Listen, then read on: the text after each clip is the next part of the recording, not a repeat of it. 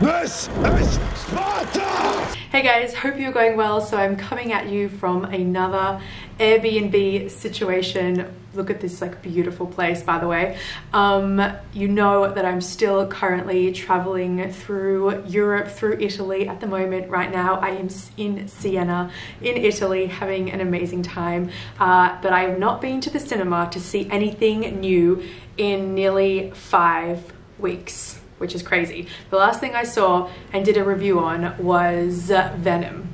So thank goodness for Netflix, because at least I'm able to keep current on some fronts. Today we are reviewing Outlaw King, which is a Netflix original film and had its premiere earlier this year at the Toronto International Film Festival. It stars Chris Pine as the legendary figure in Scottish history, Robert the Bruce. Now, if you are not up to date on your Scottish medieval history, you would at least know or have heard of Braveheart, aka William Wallace, and you'll probably know him from Mel Gibson's portrayal as Braveheart. But they'll never take our freedom! So Robert the Bruce comes around the same time but slightly after Braveheart, but they're both fighting the same fight to free Scotland from any kind of English authority, from the English rule. This movie is directed and was also co-written by David Mackenzie, who you might remember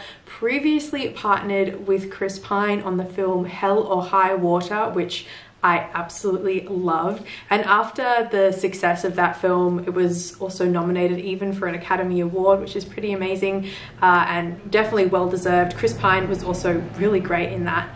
But it kind of made sense for the Scottish-born Mackenzie to follow that film up with this huge, epic Scottish historical drama with Netflix, a place where he could get a lot more money and a lot more, you know, creative freedom to do a huge, large-scale film like this. But however, partnering again with his old mate Chris Pine for this project, I just was really unsure. Something about seeing Chris Pine in medieval Scotland just doesn't really do it for me. As I mentioned before, this is a historical fiction piece based on real historical figures. So a little bit unlike Braveheart, who is more mysterious and more romanticized as the Scottish rebellion guerrilla fighter leader, Robert the Bruce very directly was a Scottish noble who stood against the monarchy. And if you don't know your 14th century medieval history, I'm not going to go ahead and spoil his deeds and accomplishments here.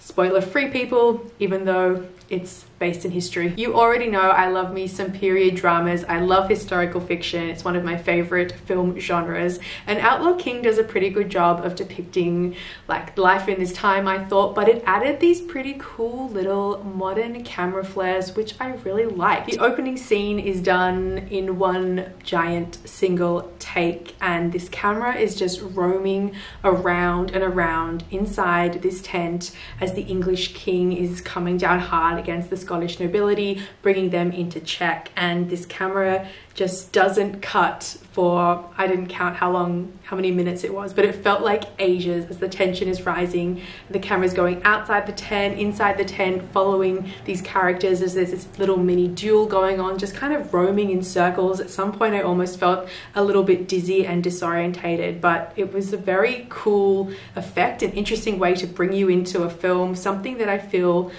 like a big studio epic wouldn't go and do something so unusual like that. So while the camera, the editing really heightened this dramatic kind of modern flair of filmmaking to this medieval story, which I thought was pretty cool, I'm going to bring it back to Chris Pine being cast in the lead.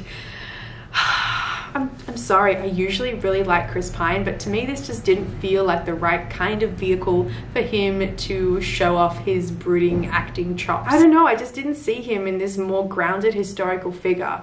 He can do period pieces, sure. He's like great in World War I, in Wonder Woman. He is really great in futuristic Star Trek, and he can do the cowboy Hell or High Water. But something about seeing him in Scotland was just like, he didn't suit the role, and I thought his performance was pretty weak and underplayed. It just didn't really suit for me at all. Go figure, I usually really like him in everything else he does, so I don't know. All of the other performances I really enjoyed. Aaron Taylor-Johnson as this ferocious Scottish fighter. He was crazy. Like, I didn't even recognize it was him until I saw the credits. I had no idea. He was batshit crazy. Then there's Florence Pugh, who I really like. She was Robert the Bruce's wife, and I cannot believe she's only 22 years old. She's got this really lovely wise face. I saw her recently in this indie film Lady Macbeth, and she was amazing. She's definitely one to watch. Overall, we're looking at a pretty solid, slightly above average Netflix original. It was enjoyable, but was it worth the $120 million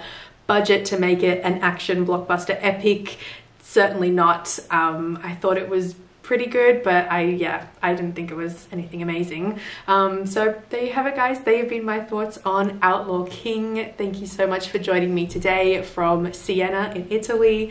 I will be finishing up my European travels actually in the next week or so and heading back to London, so you'll be seeing more reviews as I get settled in London, so I can't wait to share more with you there. Don't forget, you can also subscribe to my channel here and keep up to date with all things movies and TV, because there'll be a lot more coming from me soon. Thanks again for watching, and I will see you guys next time.